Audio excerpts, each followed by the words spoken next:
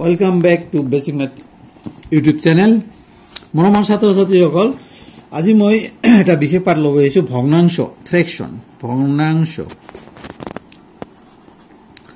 ভগ্নাংশ সংখ্যা that means fractional number okay fractional number 2 কি ভগ্নাংশৰ এটা হৰ আছে আৰু এটা কি আছে লব আছে আমি জানো ভগ্নাংশ যেটো ওপৰত থাকে এটো কোৱা হয় লব আৰু তলটো কোৱা হয় হৰ লব means numerator আৰু হৰটো কোৱা হয় denominator বুজিছা ঠিক আছে এতিয়া এই ভগ্নাংশ বিভিন্ন ধৰণৰ ভগ্নাংশ পোৱা যায় এটা হৈছে প্ৰকৃত ভগ্নাংশ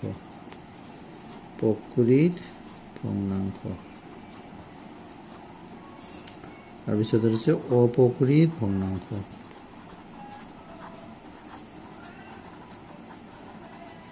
আৰু এটা আমি পাইছো কি মিশ্ৰ ভগ্নাংশ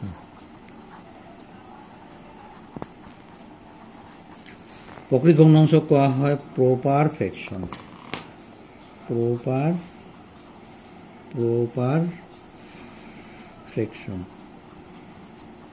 অপ্ৰকৃত ভগ্নাংশ কোৱা হয় ইমপ্ৰপাৰ ফ্ৰেকশন এটো আমি ইংৰাজীত কোৱা হয় ফ্ৰেকশন আৰু মিশ্ৰ ভগ্নাংশ কোৱা হয় মিক্স ফ্ৰেকশন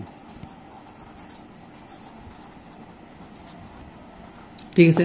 এতিয়া আমি তিনিটাই জানিম কোনটো প্রকৃত ভগ্নাংশ হয় কোনটো অপ্রকৃত ভগ্নাংশ হয় কোনটো মিশ্র ভগ্নাংশ হয় তো ভগ্নাংশ সংখ্যা হলে লব আৰু হৰ থাকিব মানে যেনেকৈ 2/3 4/7 বা 7/5 এইবিলাক হৈছে ভগ্নাংশ সংখ্যা হয় না নহয় এতিয়া প্ৰপাৰ ফ্ৰেকশন বা প্ৰকৃত ভগ্নাংশ কোনটো যেটো ভগ্নাংশ সদায় হৰটো লবতকৈ ডাঙৰ হয় মনত ৰাখিবা হৰ greater than লব ঠিক আছে তাৰ মানে তলটো ডাঙৰ হয় সেইবিলাকক কোৱা হয় প্ৰপাৰ ফ্ৰেকশন বা অপ্ৰকৃত ভগ্নাংশ the denominator is greater than numerator এটো কোৱা হয় প্ৰকৃত ভগ্নাংশ বা ফ্ৰেকশন the fraction whose denominator is greater than numerator is called proper fraction okay the proper fraction example কেনেকৈ ফ্ৰেকশন হ'ব লাগিব ডিনোমিনেটৰটো ডাঙৰ হ'ব লাগিব তো 4 হলে ইয়াত হ'ব লাগিব 3 ঠিক আছে এটো হয় কি 5 হলে ইয়াত হ'ব লাগিব 7 ঠিক আছে যে 2 হলে ইয়াত হ'ব লাগিব 3 তাৰ মানে আমাৰ যেটো তলটো কি কোৱা হয় হৰ বা ডিনোমিনেটৰ এটো সদায় অপৰতকৈ ডাঙৰ হ'ব লাগিব মানে হৰ গ্ৰেটাৰ দেন লব তেতিয়া প্ৰকৃত ভগ্নাংশ পাব বুজি পাইছে না এটা অপ্ৰকৃত ভগ্নাংশ ইমপ্ৰপাৰ ফ্ৰেকশনত কি হয় আমাৰ হৰটো লবতকৈ সৰু হ'ব লাগিব অৰ্থাৎ লবটোই ডাঙৰ হ'ব লাগিব হৰটো যেতিয়া লবতকৈ সৰু হয় লবটো ডাঙৰ হয় তেতিয়া তাক কোৱা হয় অপ্ৰকৃত ভগ্নাংশ মানে প্ৰকৃত হোৱা নাই তেনেকৈ এক্সাম্পল অৰ্থাৎ improper ফ্রেকশন what is called improper fraction the fractional number which denominator is less than numerator is called improper fraction অর্থাৎ যি ভগ্নাংশৰ হৰটো লবতকৈ সৰু তাক কোৱা হয় অপ্ৰকৃত ভগ্নাংশ ঠিক আছে এতিয়া एग्जांपल যেনেকুৱা 5/3 এটো অপ্ৰকৃত ভগ্নাংশ 4/3 অপ্ৰকৃত ভগ্নাংশ 7/5 অপ্ৰকৃত ভগ্নাংশ কাৰণ দেখা গৈছে এই তিনিটা ভগ্নাংশৰ হৰবিলাক লবতকৈ সৰু আছে ঠিক আছে এইবিলাক কোৱা হয় অপ্ৰকৃত ভগ্নাংশ Next আমাৰ আহিল মিশ্ৰ ভগ্নাংশ মিক্স ফ্ৰেকশন এই মিশ্ৰ ভগ্নাংশ বা মিক্স ফ্ৰেকশন সদায় এটা প্ৰকৃত ভগ্নাংশ আৰু এটা পূৰ্ণ সংখ্যা মিক্স কৰিছে মানে এটা পূৰ্ণ সংখ্যা লগত প্লাস এটা প্ৰকৃত ভগ্নাংশ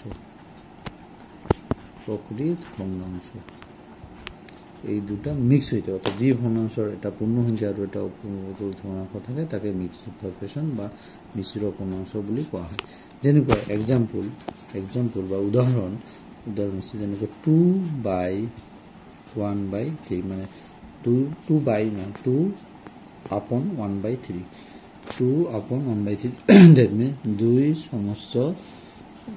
3 ভাগৰ 1 এইটো এটা মিশ্ৰ ভগ্নাংশ যেনেকুৱা 4 সমস্ত 3 ভাগৰ 2 এইটো এটা মিশ্ৰ ভগ্নাংশ 5 সমস্ত 7 ভাগৰ 2 এইবিলাক হৈছে মিশ্ৰ ভগ্নাংশ মানে ইয়াত এটা পূৰ্ণ সংখ্যা আছে দেখা ই এটা পূৰ্ণ সংখ্যা এইটো এটা পূৰ্ণ সংখ্যা আৰু এইটো এটা কি সংখ্যা প্রকৃত ভগ্নাংশ এটা পূর্ণ সংখ্যা আর এটা হলো প্রকৃত ভগ্নাংশ অর্থাৎ যি ভগ্নাংশ এটা পূর্ণ সংখ্যা আর প্রকৃত ভগ্নাংশৰ যোগফল তাকে কোৱা হয় মিশ্ৰ ভগ্নাংশ অৰ্থাৎ মিক্সড ফ্ৰ্যাকশন তেনেহলে আমাৰ তিনিটা ভগ্নাংশ হৈ গ'ল প্ৰকৃত ভগ্নাংশ অপ্ৰকৃত ভগ্নাংশ আৰু মিশ্র ভগ্নাংশ